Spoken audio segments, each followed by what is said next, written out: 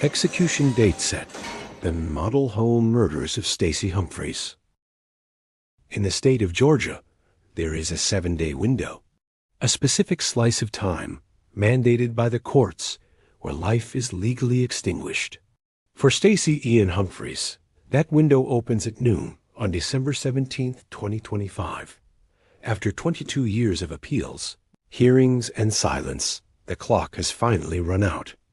But to understand why a man is about to be put to death with a dose of Pentobarbital, we have to go back to a place that represents the exact opposite of death. We have to go to a model home, a place of new beginnings, fresh paint, pristine carpets, the American dream packaged in brick and mortar. On November 3, 2003, 2 women were inside that dream, working to sell a future to families in Cobb County. They didn't know that a man was walking up the driveway who had brought with him a stolen gun and a bag of party balloons.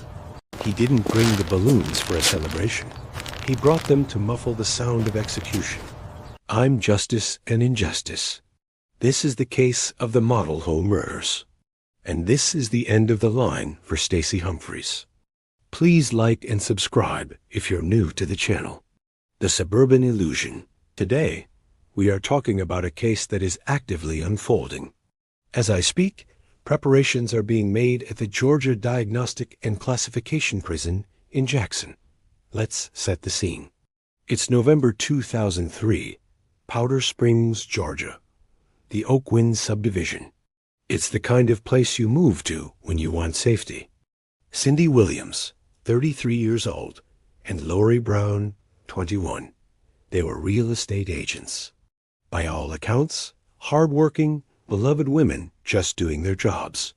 Working in a model home can be lonely. It's often just 1 or 2 agents sitting in a basement office, waiting for the door chime to ring, waiting for a potential buyer. At 12:40 p.m., the door chime rang. But the man walking in wasn't looking for a house. Stacey Humphreys was a convicted felon. He had been released from prison just 13 months prior for theft. He was on parole. He was drowning in high-interest payday loans, and he was desperate for cash. But what happened inside that sales office wasn't just a robbery. It was a prolonged, sadistic ritual of control. The balloons and the silence. The details we are about to discuss come directly from the FIN, Georgia Supreme Court summaries and forensic reports.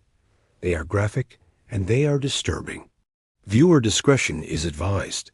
Humphreys found Cindy Williams alone first. He pulled a Ruger 9mm pistol. But he didn't just demand money. He wanted total submission. He forced Cindy to undress. He demanded her ATM PIN number. And then, in a move that chills you to the bone, he called the bank. Imagine the terror. Being held at gunpoint, naked, while your captor checks your bank balance to see what your life is worth to him. After checking the balance, he strangled her. He used her own underwear as a ligature. The medical examiner would later testify that he tied it so tightly her tongue protruded. But he didn't stop there. He forced her to crawl, hands and knees, into the office of her colleague, Lori Brown. He made her crawl behind the desk. And this is where the balloons come in. Humphreys had prepared for this. He took a bag of balloons, simple, rubber party balloons, and positioned them between the muzzle of his gun and Cindy's back. He fired through the balloon, a primitive silencer. 1 shot to the back, 1 shot to the head.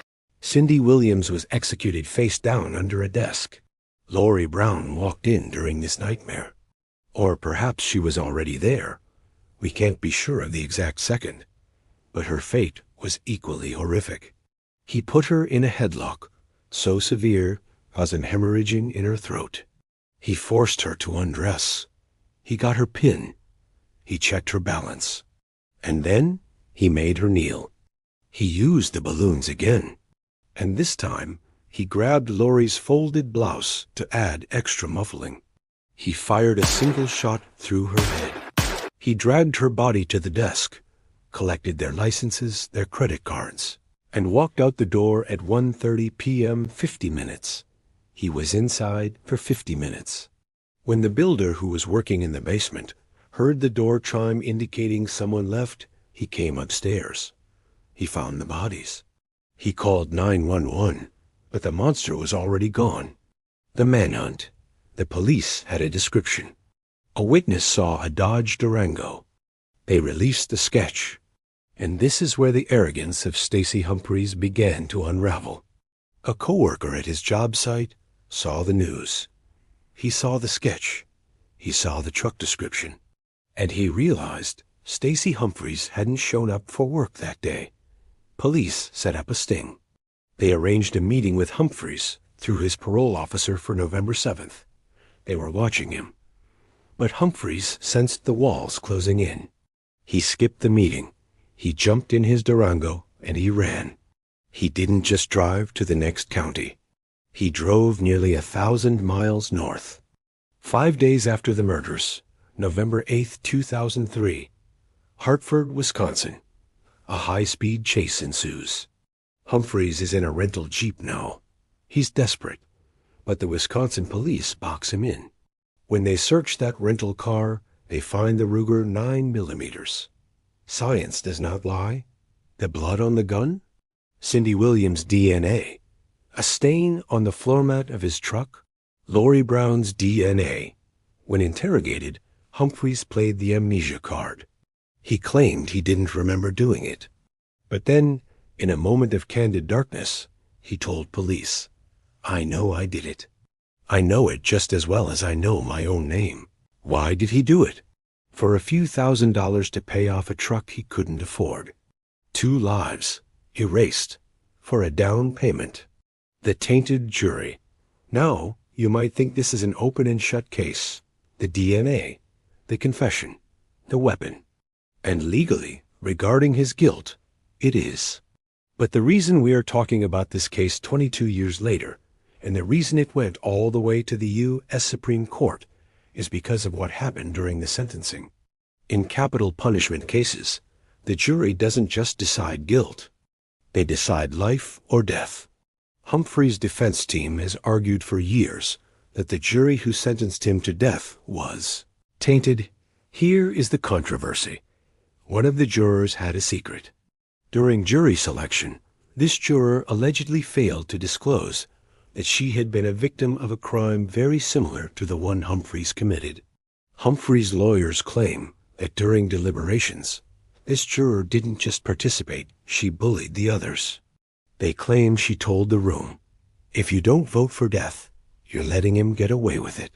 She allegedly used her personal trauma to sway the vote. This brings us to 2024. The appeal reaches the highest court in the land. The Supreme Court denied the appeal. But Justice Sonia Sotomayor, joined by Justices Kagan and Jackson, wrote a scathing dissent. She wrote that the juror misleadingly omitted critical details of her own experience and bullied the other jurors. Sotomayor argued that Humphreys was denied a fair trial because of this one person. But the majority of the court disagreed. They upheld the no impeachment rule, which basically makes it very hard to overturn a verdict based on what happens inside the jury room. And with that ruling, the last legal barrier for Stacey Humphreys collapsed. The protocol, which brings us to right now. Attorney General Chris Carr has made the announcement. The execution window is set. From noon on December 17th to noon on December 24th, 2025. It will almost certainly happen on the first day. At 7:00 p.m. Georgia is a lethal injection state. They use a single drug, Pentobarbital. It is a sedative, an overdose. Humphreys will be strapped to a gurney. Lines will be inserted. He will be asked if he has any final words.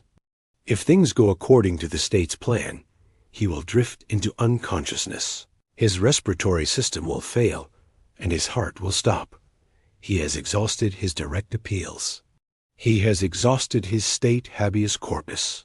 He has exhausted his federal habeas corpus. Unless the Board of Pardons and Paroles grants clemency, which is statistically rare in cases with this level of brutality, Stacey Humphreys will be the first person executed in Georgia in 2025.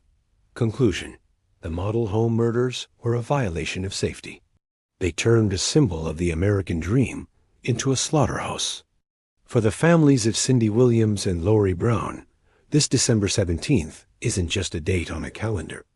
It is the closing of a book that has been open for 22 agonizing years. Whatever your stance on the death penalty, whether you agree with the outcome or side with Justice Sotomayor, S. concerns about the jury one fact remains. Stacey Humphreys walked into that office with balloons and a gun. He made a choice. And on December 17th, the state of Georgia will make its choice in return. Let me know in the comments. Do you think the juror, as hidden past, should have granted Humphreys a new sentencing trial? Or does the brutality of the crime outweigh the procedural error? I'm Justice Can Injustice. Stay safe, stay observant, and I'll see you in the next one.